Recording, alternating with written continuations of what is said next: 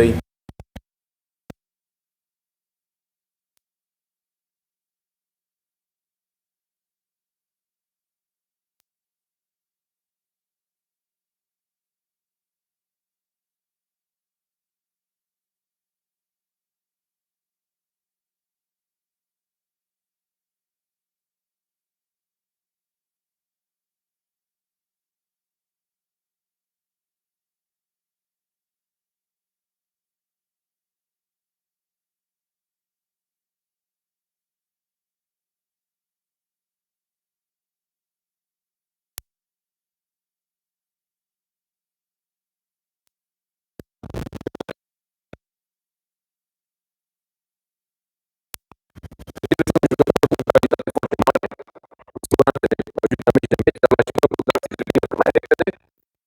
Contribuie cu toate calitățile lui în slujba echipei și să ne ajute să obținem cât mai multe victorii. E o absență de lungă durată? Sau nu cunosc, nu este treaba mea. Eu îl aștept cât mai repede. Atmosfera în cadrul echipei s-a tot scris că au existat certuri între voi. Nu există.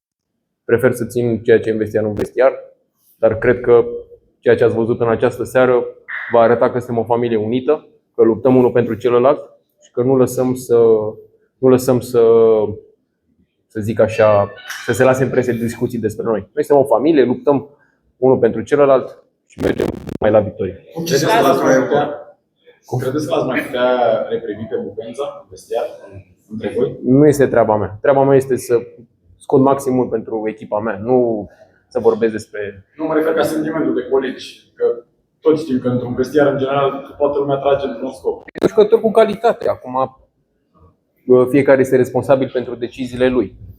Nu pot să vă spun mai multe, nu este treaba mea. Cum s-a părut Craiova? Mai greu decât o echipă cu calitate, o echipă intensă, o echipă cu jucători foarte buni, dar cred că în această seară s-a văzut echipa care și-a dorit mai mult. L-ați făcut pe domnul Șumodică să renunțe la stilul lui Simeone, că nu s-a mai zile la vestiar, a luat tot stadionul la... Normal, este normal să se bucure și dânsul, cum ne-am bucurat și noi. Până la urmă suntem o familie și este munca tuturor, nu? Vă puteți bate mai sincer? Da, ne putem bate. Vă mulțumesc.